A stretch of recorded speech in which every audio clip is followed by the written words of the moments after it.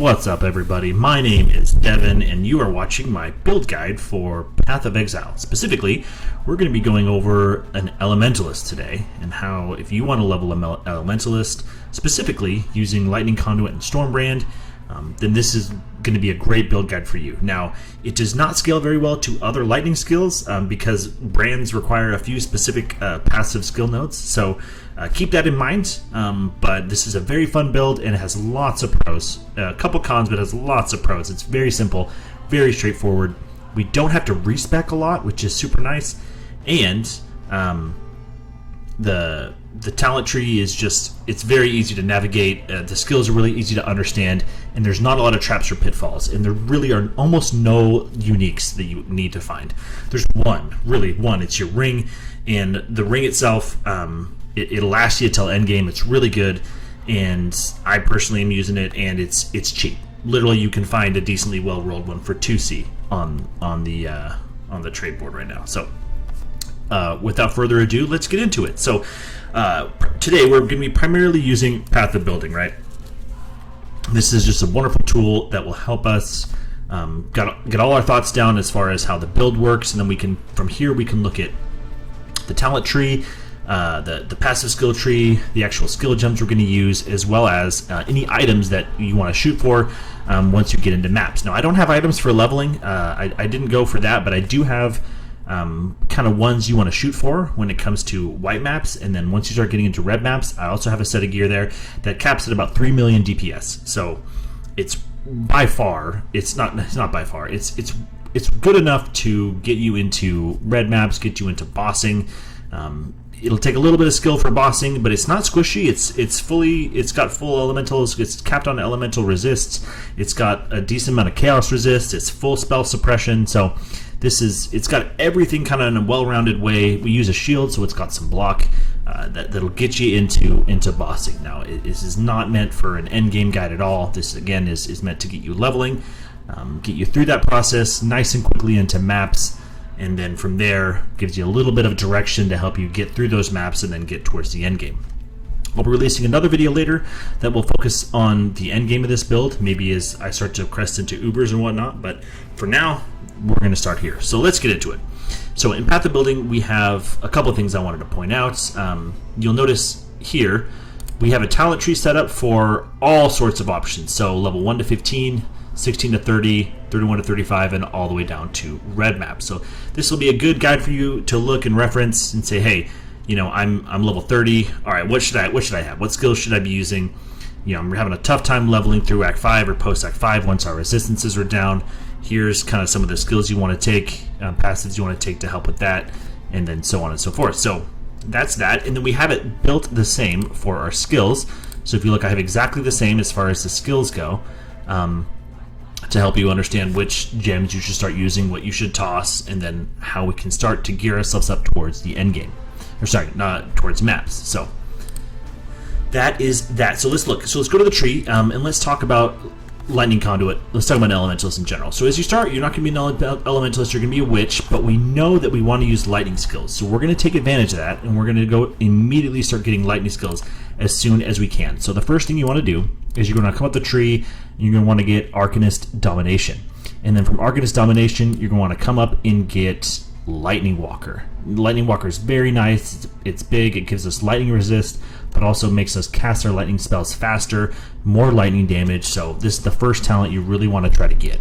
And then from there, we're going to come down, get Practical Application, get us a nice boost in strength and dexterity, and some elemental resists. And then we can get Heart and Soul for a nice little boost in life. So this is kind of the basic setup right in the early. You want to get these ones. And then as you start to get towards the end of Act 1, you're going to want to get Cruel Preparation, even more elemental resist, more max life, to start getting us nice and tanky as we head to the end of Act 1. So that's our skills. And then if you look at, that's our talent tree. If you look at skills, now I set this up so that we could start using lightning skills immediately because we took Lightning Walker early. So our lightning spells are going to be the primary things we're going to want to use in order to level. So in the beginning, you have access to Spark, Lightning Tendrils, and Orb of Storms. So pick those up. They're all three really good. I use Lightning Tendrils. You'll see some clips in here of me leveling with lightning tendrils works fine. Frostblink is the first one that you'll get access to as far as movement, so snag that. And then grab a steel skin. It might be tough to level steel skin. We don't get a ton of strength until about midway through the leveling process, so it may have to stay at lower levels. That's fine. Don't worry about that. Then we have at level 12 you can get Arc, Flame Dash, and Stormbrand. Now we're not going to use Arc that much, but it is a good filler spell until we can get a hold of Lightning Conduit. So let's take it. Let's grab it and use it, and let's start using Stormbrand as early as we can. It's great to just get used to the skill and start leveraging it. So at level 12, make sure you pick these up and you'll be ready to go. Alright, so let's go back to the tree. I won't go as much in depth as I did the previous ones, but I'll just tell you which ones you want to get first. So right off the bat, come up and get Heart of Thunder. Just super powerful, gives you tons of lightning damage. Snag that. And then come down and pick up Elemental Overload as soon as you can. Now, you're not going to be critting very much, but when you do crit, it's going to give you a ton of extra damage on that skill that crits. So starting with Arc, it's going to help your Arc be a lot stronger because Arc chains, and so there's a good chance you can get a nice hit on Arc with a crit, and then your Arc's just going to deal a ton more damage. So snag Elemental Overload, really good, really powerful. We're going to keep it for a long time. And then come down here to Rune Binder. So this will help you again with your runes. So you're going to cast more Storm Brands. Sorry, with your brands. It's going to cast. You're going to be able to cast more brands, get more shock spread, and then you're going to be able to blast them with Arc that's empowered by Elemental Overload when you crit. So this is it. So just come down here, snag this as quick as you can. Both those are very nice. And as far as the skills perspective, I'll focus more on this one. This is really your setup, right? You're going to want Flame Dash, Steel Skin, Orb of Storms. It's still really nice for killing bosses. Stormbrand, and then Arc. Now, at this point, you can probably start tossing in some auras. All these auras are going to be available pretty early in the game. So Herald of Thunder is really nice. Tempest Shield is really nice. Clarity is really nice for mana if you have mana problems. Snag Clarity, Arctic Armor, and Defiance Banner. So take some mixture of these. Whatever your gear allows, whatever slots you have, just fit in a couple. Get to about half your mana usage as a reservation. Just whatever mixture is, and you probably are going to be fine. Defiance Banner is not extremely useful early because we don't have a ton of armor, we don't have a ton of evasion, and it goes off a percentage. So may not want that, but I mean you can have it. The reduction in crit for enemies is still very nice, but the armor and the evasion bonuses are not very strong early game. So after that, once you get about to level 30, in 31 to 35, now I have this one here because I wanted to make note of things that are going to change a little bit once we snag our first ascendancy. So at this point, right, we're in Act 3, we're going to be getting our ascendancies. You're going to go through labs for the first time. Now, there's a couple critical things you need to line up if we really want to start using Lightning Conduit, because you'll see here, at level 31, I think it's either 31 or 32, you can start using Lightning Conduit. You can buy that and start leveraging it. Now, if you want to use it and want to have it be effective, you're going to need a few passive talents. If you don't take these talents, you're going to be blasting them with Conduit, and you're going to be wondering why I'm not doing any damage, what is going on. So there's a couple ones that are key. So the first one is you're going to come down here into these brand skills, and you're going to get the brand damage, increased duration, go up this side, get Runesmith. All right, this is key. Enemies take 5% more damage for each brand. We're going to have 2, so you can always have 2 attached. And then the brand mastery is essential. So this one you'll see it says brands attached to a new enemy each time they activate. This is key, right? You really want this one. It's essential for what we're going to do, and it allows your Stormbrand to just spread like crazy. So you're going to snag that, and then you're going to come up here to our Ascendancy, and you're going to take Shaper of Storms. So Shaper of Storms is just busted. It's so good. Every single hit that you do can shock. Shocks from your hits always increase damage taken. All damage can shock. So everything that you do can shock, and then you have much more effective ailments. So Shaper of Storms combined with the brand mastery is going to just supercharge your Stormbrand, and it's going to start spreading like crazy, and it's going to be applying shock extremely consistently, very fast, multiple times a second. So this really sets them up to be actually be hit by lightning conduit effectively, and it becomes an actually useful skill, you're going to start shredding. I promise. Like, stuff is going to die so fast. It's phenomenal. So, but you've got to line it up. So don't put lightning conduit until you get both of those skills. Once you get both of them, right after you leave the lab, slap it on, and you'll be ready to go.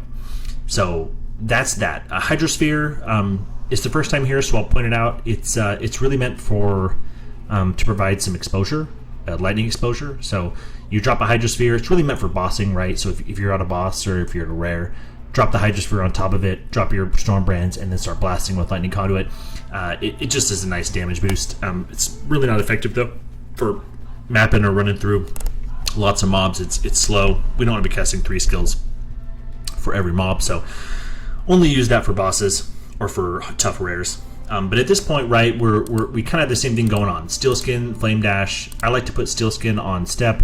You don't have to. I know people disagree about that, but I don't like to think about it. I just have it on, instead of movement, I have it on my movement key, right? And then I just, you automatically can move with left click, right? So I put Steel Skin on left click, and makes it super easy. So we'll ditch that eventually once we get into maps, but for now, it's super nice, right? It's just a nice mitigation you don't got to think about. And then our auras kind of stay the same. Just find a mixture of auras. Maybe you can include more here or less, whatever you want. Just get some auras ready and you're good to go. Now let's keep moving. It's taking a little long. Let's keep moving. So you're going to get to Act 4. Let's zoom out so we can see what this does. So here was 31 to 35, and then you're going to see Act 4. I really only have one main inclusion, and the reason is you're going to go get this Purity of Flesh for a really nice health boost, energy shield, as well as Chaos Res, and then we're going to start getting our mana reservation skills. So we really need these. In order to run our end game aura setup, we have to have some mana reservation efficiency. So Sovereignty is the first one you're going to snag. So snag Sovereignty, and that'll set you up for when we get our end game aura setup. Now, from a skills perspective, it doesn't change too much, but at this point we can bring in Lightning Golem. So bring in Lightning Golem. Bring in Determination if you've got the space right. We're going to have that extra efficiency, so you can probably bring in Determination for a nice big armor buff. So go ahead and do that. I ditched Arctic Armor at this point. You can still use it, whatever you feel like. If it feels like you need that Arctic Armor, go for it. So, but I stopped using it at this point. All right, so here's where things get super fun. So we're going to go into Act 5, and at this point, you're going to see we take Eldritch Battery. Now, there's a couple important things to do with Eldritch Battery that I wanted to point out. This will be the main thing that I spend a lot of time on, and then we'll kind of speed through the rest of this. So, Eldritch Battery does a couple things. You spend your energy shield before your mana, so it moves your energy shield over to your mana bar, and then 50%. You have 50% less recharge rate, but you spend this before you start spending mana. So, this allows you to apply a ton of auras, reserve all your mana, in essentially all of it, right? And then you just spend your energy shield. Now, that obviously comes with some risks. You're not going to have it to protect your life total anymore, and so you're going to want to get beefy. That's kind of why we've been taking some of these other talents, Heart and Soul, right? We've been getting Crow Preparation, and that's why we snagged this Purity of Flesh, right? Really trying to beef ourselves up for when we take that. Now, you're going to want to make sure you have a decent health pool before you do this. If you don't have a lot of life on your gear, it can be rough, right? It's more important to have that health than it is to have those auras. So until you get a decent amount of health, then I would stay away from this. Now, but once you do feel you have enough health and you're feeling pretty confident, snag it, and then there's a couple other things you're going to want to do. At this point, we're going to have access to that unique I was talking about. So if we go to our items, you'll see in this white maps, it's this Barracks Grip. It gives you a nice little bit of life, increases some cold damage, adds some lightning damage. Now this one that I have double corrupted. I'll talk about that at the end. I decided to get a little spicy and try double corrupting this in Incursion, and I did, and I got a decent one. Wrath 18% is pretty good. But you'll notice there at the bottom, this gives us Leech, and we want this Leech, right? We need Energy Shield Leech if you're going to make this build work without a ton of Energy Shield regen. So grabbing this ring early for 1 to 2C is perfect, so just get this, and it gives us some nice Life Leech, which is going to be important because we're going to be relying entirely on our health pool, and then energy shield to help us cast. So get this barracks grip, and then in our body armor, you'll see that I have a green slot there. That green slot is using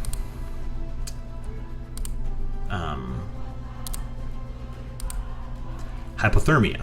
So hypothermia is what will apply freeze upon chilled enemies and allow us to benefit from that energy shield leech from that barracks grip. So hypothermia in combination with our barracks grip gives us a nice little boost to energy leech. Now at this point you're going to want to pick up energy leech as well.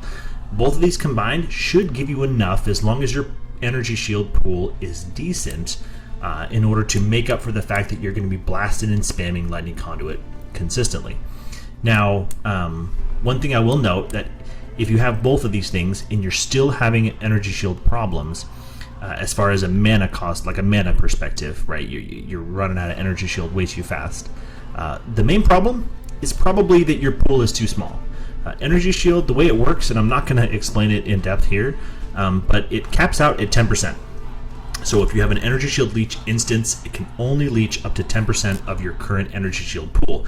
So because it's a percentage, the more energy shield you have, the much faster that leech is going to work. Or by much faster, I mean you're going to get more total energy shield from those leech instances, which is going to allow you to have more casts. So basic rule of thumb, to not get too confused, if you're struggling, get more energy shield. Just get some more on some sets of gear, craft some early on. That's really going to be the best way to mitigate that. So grab that. Oh, and I forgot, grab for your second ascendancy. We want to get Shaper of Winter.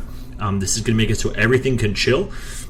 So you're chilling a lot, you're freezing a lot with your barracks grip, and then you're able to leech off of that. So these things are key for once we get Eldritch Battery. It'll help you sustain and be much easier on the process. Now, I will note there's a couple skills, a couple passives if you're still struggling with leech, which you really shouldn't be, but if you are, there's a couple other things you can do. There's Light Eater here, which you can take one or two of these to just, maybe this first one, just get a little extra spell damage, leech his energy shield.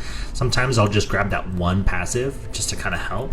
The last one doesn't really help as much. It does give us that extra 0.8, but we're almost never on full energy shield, so that extra damage is not very useful. It can be, but it's not very useful. Or we do make our way down here on the tree, but there is one more right here, Ethereal Feast. This one's actually better. It gives you the 0.3, and then you get the 1, so you have even more total energy shield leech, and that 40% increased maximum total energy shield recovery per second from leech helps even more from that. So this is really the one, if you're really struggling, this is going to be more effective. You shouldn't need to. If you're really having problems, just get more energy shield, and it should fix the problem. Okay, so that was a lot of explanation. Let's keep going. Okay, so our skills, relatively the same. I'm not going to talk much other than I start bringing in Grace here as far as my auras go. So I brought in Grace at this point, and then this 155 to 75 Act 6 is really where things kind of take off, right? The build should be humming so far, but at this point is where we start kind of using all of our end games. So you'll see there's a lot added here between Act 5 and 6. So one of our respecs that we do is right here. You remove these two, elemental damage and lightning damage, and then spec around, because we don't want these two to get around. This will actually save us 1, and we want that 1, and these two passives aren't quite good enough. So respec these. You should have plenty by this time. And then our next goal is to come down and get Influence. But really not Influence. Influence is good, but it's the extra 6%, the extra 8% reservation efficiency is what we're really looking for. Because with this, combined with our ones that we got earlier when we went and got Sovereignty, will allow us to use our endgame auras. It should reserve us right around to 5 to 8 mana, and then we should be able to run exactly what we want endgame. So for me, it is Tempest Shield, Defiance Banner, Determination, and Grace. You can reserve all 4 of these. You get lightning immunity, shock immunity, tons of armor, and evasion, more armor, more evasion, right? That's really what we're struggling with as a witch. It's hard to get those things. It's hard to get a ton of agility. It's hard to get a ton of dexterity or strength from where we're at. So this is the way to go. So At this point, once you reserve that, once you get that skill, you should be able to switch over to our endgame setup. So as soon as you get that, you can pop these on and start running them. Now, a couple other things. At this point, we put on our cast when damage taken setup, where we have Wave of Conviction to help us with exposure, Frostbomb, Molten Shell, and Caster's damage taken. I still have Steel Skin at this point, but very soon you should be getting rid of Steel Skin. Once you have a decent amount that can come from your Molten Shell, you can ditch your Steel Skin and not use it anymore. The other thing you make sure you're going to need is a bleed immunity. So keep Steel Skin if you don't have a bleed immunity, but don't put on Molten Shell because they will conflict. So sometimes when you need Steel Skin to do bleed immunity, your Molten Shell will have popped and you can't cast it, and you're going to be effed. So so don't do that. So leave off Molten Shell for the time being, and then just use Steel Skin. Once you get a bleed immunity, remove it. Then you can pop on Molten Shell and you'll be good to go. So that's that. Lightning Conduit's looking good. These are essentially all of the skills you're going to want to support Lightning Conduit with. Use any combination that you want. You know, they're all going to be pretty effective. I really like Hypothermia, so make sure you've got that. But if you have a red slot available on a 5 or a 6 link, use Cruelty. It's good. Gives you big damage with hits. Added lightning damage is always a good one too. Lightning penetration. These are all good. So, and then at this point, we can upgrade our Stormbrand to start doing some hexing for us. So we're going to give it Hex Touch. Now this has been nerfed a couple times, but it's still good for what we want to do. You can slap on Chain to make sure your Stormbrand chains really effectively, and then Conductivity, right, which will curse him with even more lightning resistance reduction. And then hits against those cursed enemies have chances to shock. So this is really nice. Definitely pop this on, and this will give us a nice big damage boost for our Stormbrand. And then as far as the tree goes, there's a couple other things we do. We're going to come down here and we're going to start rounding out our stats and skills and resistances down here. So we're going to come over here and get a big damage buff with Divine Judgment. Start filling in our sockets so you can get a jewel socket right here. So start getting some jewels. We're going to come over here and get some stats and some cast speed. So you'll see we get some damage here, but mainly this is for the cast speed and the strength and intelligence. We're going to come down and get discipline and training for more life, tons of life. We want more life. That's a great one. And then Light of Divinity. This one's really nice because we get that spell damage. Crit chance is still good for us, right? We don't like crit multiplier. That doesn't make any sense, but crit chance is still great. We get that buff from Elemental Overload. And then eventually we're also going to get this guy right here, Divine Fervor. Excuse me, not Divine Fervor, Holy Dominion. So that'll come a little bit later, but that's good. And we're also going to go over and get Precision and Sanctity. So you'll see that a little bit later. But we'll start filling out that part of the talent tree. Oh, and over here we're going to get Static Blows. Make sure you stack Static Blows. That's a nice damage boost as well for our ailments. And yeah, so this is kind of what you're going to do until the end of the campaign. And essentially this is what we use once we start mapping. So you're going to be well used to the kit by now. You're not going to be tossed on any skills. You'll have been using Lightning Conduit for a long time, so very effective. So yeah, so that's it. So once you're done with the campaign and you're ready to start busting into maps, what I've done is, if we look up white maps, this is essentially a snapshot of what I had spec'd into as I started mapping. So this was like when I was doing white maps, you know, well into a couple white maps. This is exactly what my skill tree, my talent tree looked like. And if we go to skills, you'll see that this is essentially the full end game setup, right? I had phase run just because I was running a 5 link and I had an extra slot and it was green, and so I popped in phase run so for a little bit faster mapping, right? It allows you to run through enemies. So it's nice. It's not actually necessary. It's not part of the end, but starting on maps now, we can run our damage boost setup, which is Wrath, Inspiration, and Divine Blessing. You slap this in your shield, and it allows you to have Wrath as a buff, a temporary buff that you cast with mana. But it's going to be your energy shield, right? So keep in mind you're going to need about 500. I think it's like 570 energy shield in order to cast this. So make sure you've got at least that before you. Make sure you have that done before you are able to cast this, because you're going to pop it on and you're going to see that you don't have enough mana to cast it. So get that, then you can slap this in and it'll be very effective. Essentially, just pop it every time you have full mana, full energy shield, and then your leech and your recharge should do the trick of getting you back enough to start fighting, and it'll give you a huge damage buff. It's really nice. And then yeah, we saw the tree. Essentially, you can kind of go in any order you want from here. I started filling out this, and then eventually I started working around here, which is going to be some more strength, some more life, and then here's where we're going to get some spell suppression. And then also we're going to get some more energy shield recharge rate. This is really nice. This will help us get our energy shield back faster, give us some good spell suppression. Same with down here, cold-hearted calculation, and eventually you're going to go down to get resourcefulness to get even 8 more spell suppression and more life and energy shield. So this is all very nice for the build. So yeah, this is a good snapshot of what you can kind of look for when it comes to leveling and getting into white maps. Now I went and got Breath of Lightning as well, and then our third ascendancy is Mastermind of Discord. So this helps us with exposure, makes our exposure even more effective. And if you remember, exposure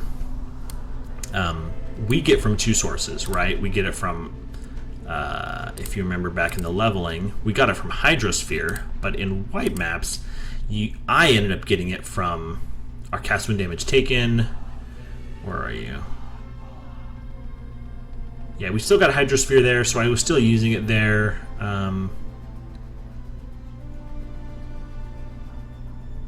Oh, it's not on here, but it should be there. Cast when damage taken. Yeah, cast when damage taken for some reason isn't there, but it should be. If you look at red maps, it is, right? Here. So Cold Snap, Frost Bomb, right? So put in the Wave of Conviction into your cast when damage taken, and that helps with that. Use the Hydrosphere if you don't have it. But ultimately, the first thing you should be looking for in maps and as you're mapping is, if you look in our items and in our gloves, I didn't have it at white maps, but for red maps, eventually you're looking to get Inflict Lightning Exposure on hit. That's from the Eater of Worlds Eldritch enchant. So look for that, and from there you'll be set. You can stop using Hydrosphere, or you can stop using Wave of Conviction. But that's how we're doing exposure, and we're taking the next talent that gives us really effective exposure. So that's that. So that's white maps. And then here for red maps, this is exactly the setup that I'm running at the moment. I've got a couple tattoos up here. I need to get more tattoos. I haven't found too many. I'm using one for chaos resist, but some for some extra life. But ultimately, we're going to get our last ascendancy, which is going to be Heart of Destruction, to give us convergence, which is a big damage buff, especially when we're fighting bosses. We're going to come down here, fill out this part of our talent tree. We're going to come over here, fill out this part of our talent tree, of our passive skill tree, getting some more elemental focus, trickery, which is really nice, gives us dexterity and intel as well, which is good. So yeah, so this is the skill tree that I have set up now, something that you can look towards as you want to start getting into mapping. And then items being, yeah, right here. So these are our items. So Conduit Restraint, let's take that off. Lightning Conduit, there we go. And then we'll go from skills to red maps. Lightning Conduit, there we go, perfect. So here is kind of the end. This is exactly what I'm running. You'll see our hits are about 3 million DPS. It's very nice, and is plenty to get you into that early end game content. So that's it. I'm gonna call it there. Hopefully you've been able to look and see. Hopefully this has been helpful. Let me know if this has been helpful. This should be something you should be able to follow. If you're ever struggling, if you have questions, please comment down below. I read all the comments. I don't get many. I don't make that many videos. But if you comment, I'll be happy to help and tell you anything else that I'm doing as part of my setup.